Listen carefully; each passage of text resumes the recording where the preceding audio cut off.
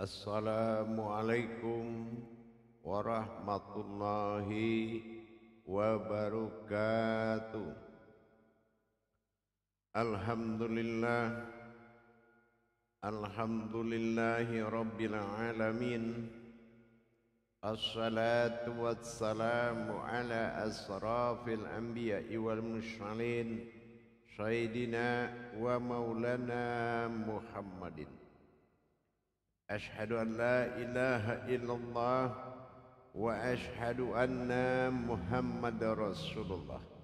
Allahumma salli ala sayyidina Muhammad, Muhammadun musabbihil wal ikram, ya wal jalil wal ikram. Wa tahirin wal mujahidina, amma ba'du, ibadullah wa ittaqullah. Bersyukur kita kehadirat Allah dengan mengkalamkan alhamdulillahirabbil alamin atas segala karunia, limpahan rahmah dan hidayahnya, serta izin dan ridhonya kita dapat menjalankan ibadah, menuntut ilmu, hakikat amal dan ibadah. Bertalabul ilmi faridatu ala kulli muslim adalah kebenaran dari segalanya. Belajar dan menuntut ilmu kepada diri yang hak, guru yang hak, ilmu yang hak, menjadikan suatu jalan yang hak. Allahu wal haqqa wala al haq la batila.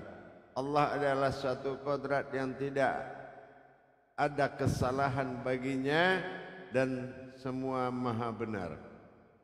InsyaAllah bertemu lagi dengan saya, Guru Mursyid Syekh Nur Muhammad Buya Irwan Maulana Al-Khalidi, Sumatera Barat, yang insya Allah dalam makom majelis zikir ma'rifatullah, tentunya dalam tayangan syiar YouTube Buya Pasaman Timur, yang insya Allah kita selalu berbagi, mudah-mudahan bermanfaat.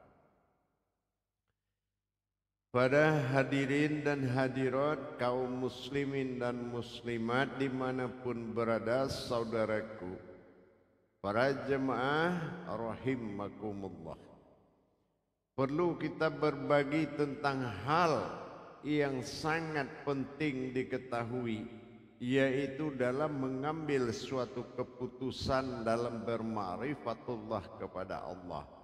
Dalam kita menetapkan ma'rifatullah, mewujudkan hak kadim nur kadim Allah kadim adalah dengan menetapkan dan memberikan kuasa penuh terhadap diri kita bahwa kita adalah kodrat yang menerima, bukan kodrat yang menyerah. Inilah membuktikan bahwasanya al-malikul hakul mubin. Bagaimana kita bisa mendirikan sebuah diri yang bisa dinyatakan. Inilah mubin, nyata. Jadi makanya kita harus mengenal pemahaman yang lebih kuat. Berbicara tentang keputusan dari segala amal, keputusan segala ibadah, keputusan segala hakikat, keputusan segala tarekat, semuanya ada pada kalam aku. Di sini saya akan memperkenalkan, mengajak kita mengenal 5 keputusan di dalam menjalankan ma'rifatullah dalam rangka bertauhid kepada Allah. Yang pertama, aku dari 5 aku harus kita kenal dengan baik. Ini wawasan. Pertama, kita harus mengenal dengan sifat wahid baginya tentang aku dalam masa wahidku.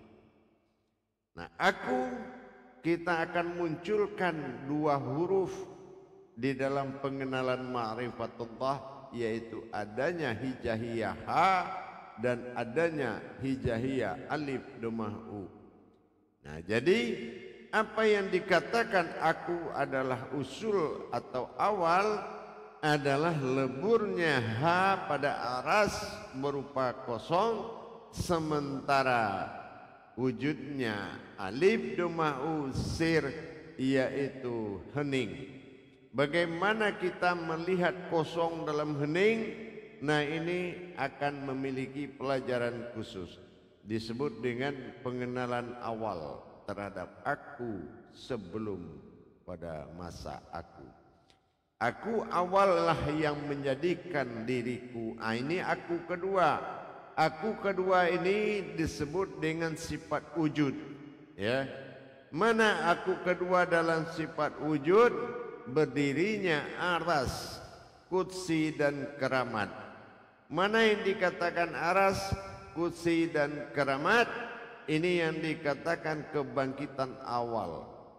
Menyatu kedua-duanya di ketiga kodrat itu disebut dengan masa ada, disebut dengan masa wujud. Aku pada wujud pada yang ada. Nah sementara dalam masa wahid, masa tiada tetapi ada, dikatakan dengan la, masa ada tiada tapi ada.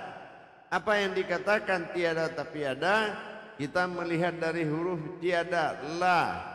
Nah la ini artinya tiada. Nah sementara lam alifnya ada, berarti yang tiada ini adalah yang ada.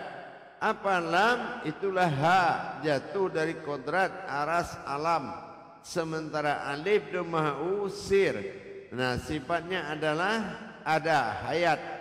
Berarti bagaimana ada kekuatan aras dan hayat?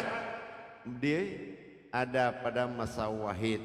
Nah setelah aku menjadi hanya diriku yang menjadikan aku, maka dikatakan hu kedua adalah ada, yaitu dalam kodrat aras, kursi dan keramat, masih berupa kekuatan, kekuasaan dan keajaiban.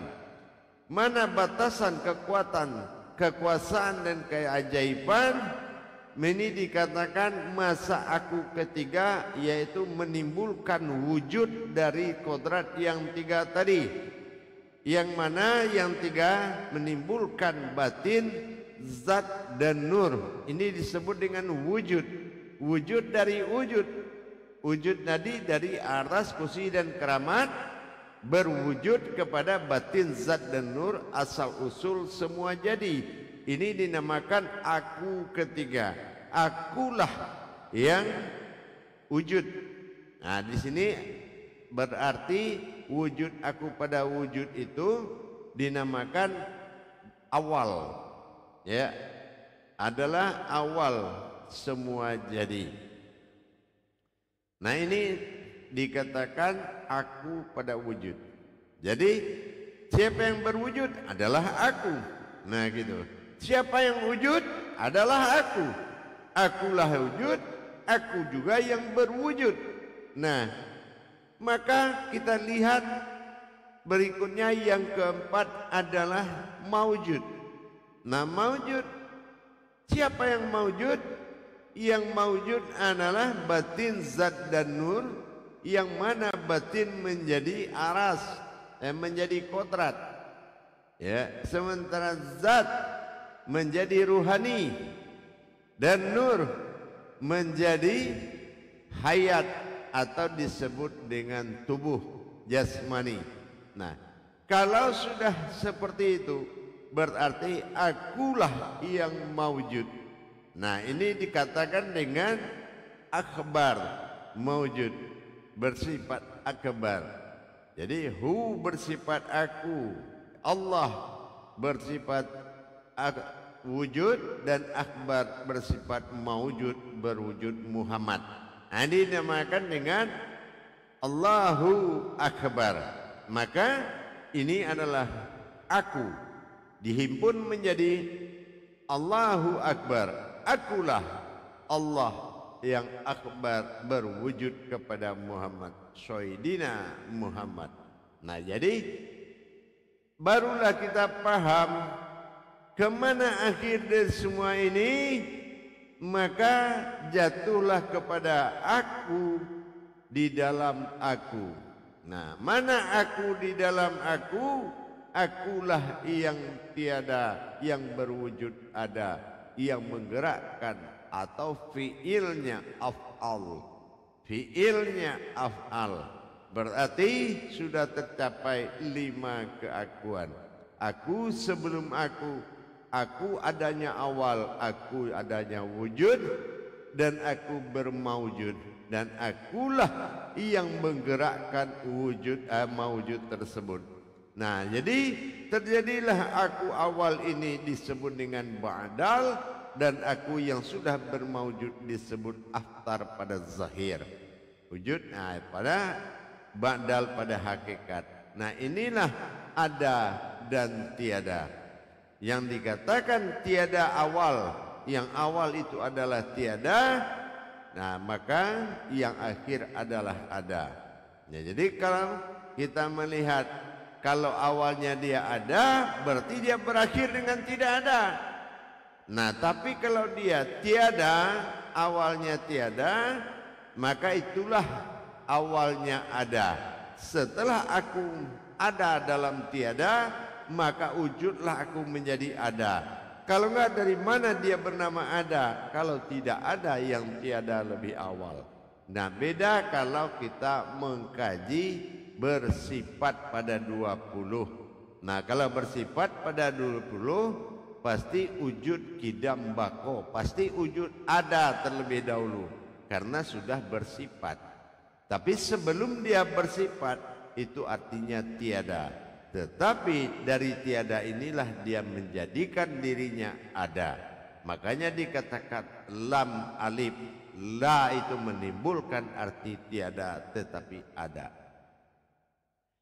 Jadi begitu kita dalam mendirikan, ya, begitu kita mendirikan kodrat dari 5 tajalli keakuanku. Nah, 5 tajalli keakuan inilah yang akan menjadi panutan oleh sekalian alam, yang berkodrat pada Rabbil Alamin, yang menjadi sembahan dari sekalian alam. Nah, dengan adanya bersifatnya aku pada sifatku sendiri, nyatalah aku pada zatku. Ini yang menjadi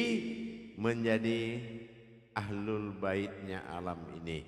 Ya, maka dikatakan khalifatullah, telah diutusnya zahirnya menjadi utusan dalam rangka menyempurnakan ciptaan, menyempurnakan hayat hidup dan sekalian alam beserta makhluk. Maka dikatakanlah khalifatullah. Jadi disinilah dasarnya, kalau kajian aku yang 5 ini belum bertajalli pada diri kita, maka belum pantas kita mengatakan khalifatullah, seorang utusan Allah. Jadi harus dulu kembali mencapai alim. Alim ini dilaksanakan ibadahnya dengan mendirikan alamnya Allah. Allahu alam, Allah adalah, aku adalah alamnya Allah.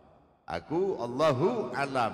Nah, jadi kalau kita sudah menjadi alamnya Allah, insya Allah maka kita akan paham dengan semuanya. Tapi sebelum kita menjadi alamnya Allah, maka kita akan berpindah kepada kehidupan alam, bukan kehidupan Allah. Kehidupan Allah adalah diri, kehidupan diri adalah alam. Nah, sekarang kalau kita tidak menjadi kehidupan Allah, maka kehidupan Allah akan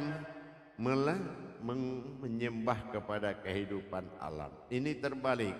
Jangan pembantu menjadi tuan. Tuan adalah kehidupan Allah, dan pembantu adalah kehidupan alam. Al-Maidah, mereka menghidangkan apa yang dimaui oleh kehidupan Allah. Tapi jangan terbalik. Kalau kita tidak menjadi kehidupan Allah, hayat hayyun qayyum, qayyum hayat kita, qayyum dan hayat. Hayat adalah batin, qayyum adalah zat, dan hayat adalah ruhani atau dikatakan jasmani. Jadi kalau kita sudah masuk ke alam kehidupan alam, di situ ada tingkat kodrat insaniyah, insani dan insanu, maka kita terjebak di dalam kehidupan. Yang hidup terjebak dalam kehidupan, maka kita patuh dan taat kepada aturan dunia. bukan mengatur dunia. Padahal kita diturunkan untuk berkuasa dan mengatur sebagai utusan Allah dalam rangka memelihara umat alam dan segala isinya agar bisa bertuhan kepada Allah. Insya Allah mudah-mudahan bisa dipahami, sesungguhnya tiadalah kebenaran tanpa belajar, dan tidak adalah kebenaran belajar tanpa diri yang hak, guru yang hak, dan ilmu yang hak. Karena makom keberadaan kajian itu untuk tingkat kepahaman tauhid yang berkodrat tajali jalan tasawuf, maka itu akan berkodrat kepada suatu sir tauhid. Mudah-mudahan bisa menjadi pedoman untuk apa kita dijadikan ke muka bumi ini, tapi kita diutus untuk menjadi suatu kharorah. Bagaimana kita bisa menjadi khalifah terbaik yang menjaga semuanya dari kehancuran dan kebatilan. Insya Allah jangan biarkan alam ini berbuat sekehendaknya, tapi terjadinya alam itu karena kehendak Allah.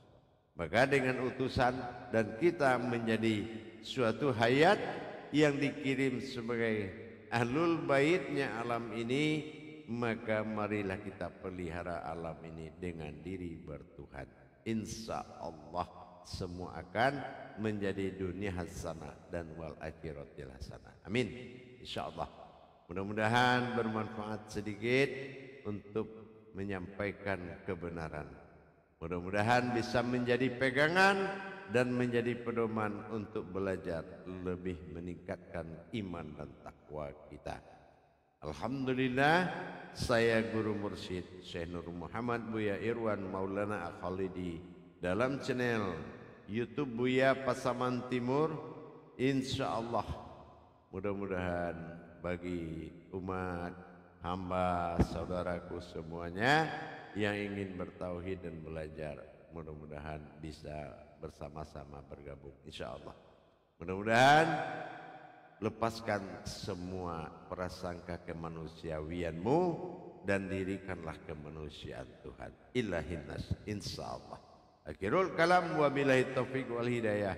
Wassalamualaikum warahmatullahi wabarakatuh.